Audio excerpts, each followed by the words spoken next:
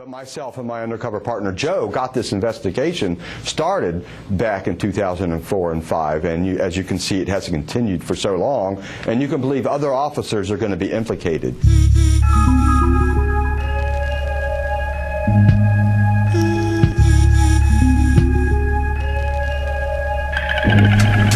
In Lake County, police officers with possible ties to the Ku Klux Klan, and now those Fruitland Park officers are out of a job. It's not the first time the city has dealt with this controversial issue.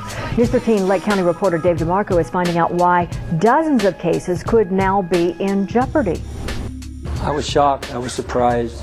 The last thing I thought when I went into that office and sit down with FDLE was this type of news. Fruitland Park Police Chief Terry Isaacs was briefed last Wednesday on the findings of an FBI investigation in which a source accused Fruitland Park Deputy Chief David Borst and Officer George Honeywell of being members of the Ku Klux Klan. Neither the police chief nor city manager Gary Lavinia would go on camera, but they did talk about the accusations. And while it's not illegal to be a member of the KKK, both acknowledged it raises a lot of questions. It's mind-boggling. It renders a police officer, as a gentleman from the FDLA said, ineffective. Both Borst and Honeywell were called into the chief's office and told they were part of an internal investigation. Borst denied being involved, but wrote this short letter explaining he was resigning as deputy chief and the city's fire chief. Just a day into Honeywell's investigation, he was given this notice that he was being fired because he violated the department's policy by associating with a, quote, subversive organization. Chief Isaacs says multiple sources placed Honeywell at several events, including one in Sumter County. Now, this isn't the first time a Fruitland Park police officer either resigned or was fired because of alleged ties to the Klan. It happened 5 years ago. Officer Jim Elkins resigned when these photos surfaced. The chief at the time told News 13 he thought other members of the department could be in the photo. Looking at that old photo today, Chief Isaacs and Lavinia seem to be putting some of those pieces together. Lavinia says he wasn't made aware of officers' possible KKK ties when he took over as city manager this year. Hindsight's 20/20. I became aware of it now, and we're dealing with the situation now. That includes a state attorney's office review of between 20 and 50 cases Borst and Honeywell handled to see if charges might need to be dropped. In Fruitland Park, Dave DeMarco, News 13. We got a huge response to our story last night about two police officers in Florida with alleged ties to the KKK. Cartella says each and every case they have been involved with should be looked into. I agree, Cartella, and there is an investigation underway. Rhonda says they don't wear white hoods and sheets anymore, nor do they come out in the dead of the night. They're right in the broad daylight wearing business suits, uniforms of all professions. Beverly says they won't go away as long as they're those who raise their children to hate. That's true, Beverly. We'll have much more on this story coming up next. Tonight, the expanding scandal of a Florida police department and the Ku Klux Klan. Two Fruitland Park officers have been ousted after allegations they secretly belonged to the KKK. Both men have denied it. But now a state report implicates a third person from that office, a former secretary who was married to one of those officers. And her explanation for why she was in the Klan requires some suspension of disbelief.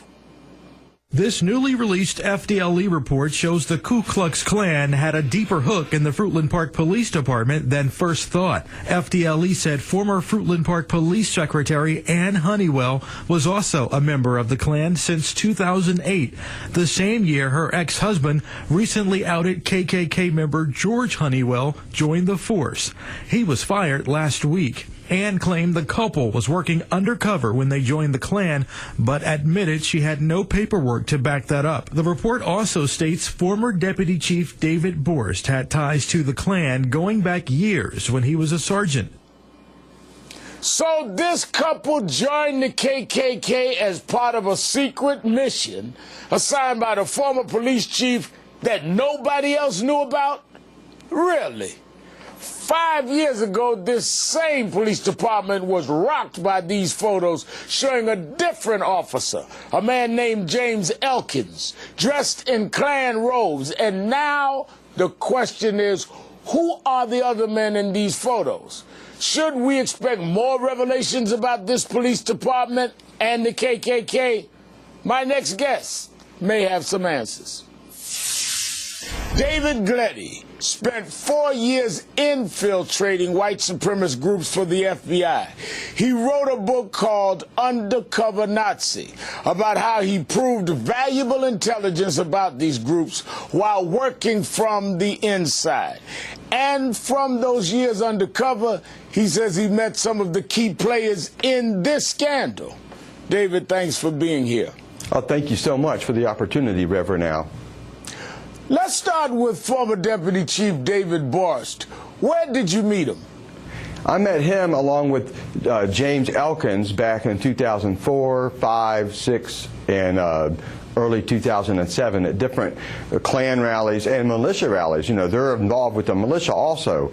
And this was in LJ, Georgia, Conyers, Georgia, Lawrence, South Carolina, Spring Hill, Florida, around in the Tampa area, Polk County, Lakeland. You know, it's very prevalent, more than you would imagine.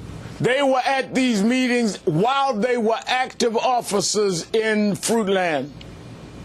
Absolutely. Now, I knew James Elkins was an officer because he let everyone know. No, I did not know Mr. Borst was. He always introduced himself as David, as James Elkins' friend, always there with Pamela Elkins, James' wife, the one that ultimately ratted them out. But myself and my undercover partner, Joe, got this investigation started back in 2004 and 5. And as you can see, it hasn't continued for so long. And you can believe other officers are going to be implicated.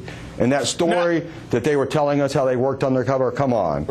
Something smells fishy up there in Norway. I'm going to get back to the fishy in Norway part. But James Elkin, the officer who was outed as a Klan member 5 years ago, was he a prominent presence in the white supremacist groups in this area? Oh, absolutely. In the Central Florida area over there in Hillsborough County and Polk County and those areas. And like I said, it was with the Klan, it was with the militia, and also, you know, he was prevalent with the skinheads and the Nazi movement. So he was associating with them all, trying to bring more people in. He wanted to form his own group up there in his area of Fruitland Park, Florida. Now, in that state law enforcement report, the former police secretary described her KKK initiation ceremony and stated she and George, along with two other recruits, were summoned to Elkins' house and escorted to a room. A pillowcase was placed over their heads. They were led into a living room and told to kneel after a reading. Their pillowcases were removed from their heads, and the ceremony was complete. I mean, does that sound familiar to you? Oh, absolutely. Yes, it does. You know, I've seen all kinds of different initiations. That one's kind of sounds a little out there, but it does go down like that. And if you're in that deep, you're in. You're in. Now, a local reporter interviewed a man who was arrested by one of those officers with the alleged KKK ties. Watch this. This man doesn't want you to know his name or see his face, but he is very clear about what he wants to happen after the man who arrested him earlier this month was accused of being a member of the Ku Klux Klan. His arrest report, written by George Honeywell and approved by David Borst, shows Honeywell took extreme measures to stop him as he pulled him over for driving 37 miles an hour in a 25-mile-an-hour zone. He jumped in the middle of my car as I was going, and then I almost pulled his gun and said, like, oh, I could have shot you if you would have hit me with your car. That man claims the officer talked about shooting him. I mean, how dangerous is it to have people with these alleged views patrolling our streets? First off, I have to say that, you know, as of course not all officers are involved at this. It's a small percentage. But I've seen the ugly head of the beast. I've been with these officers. You know, I've been with them at parties where they draw their service revolvers and fire shots at cats.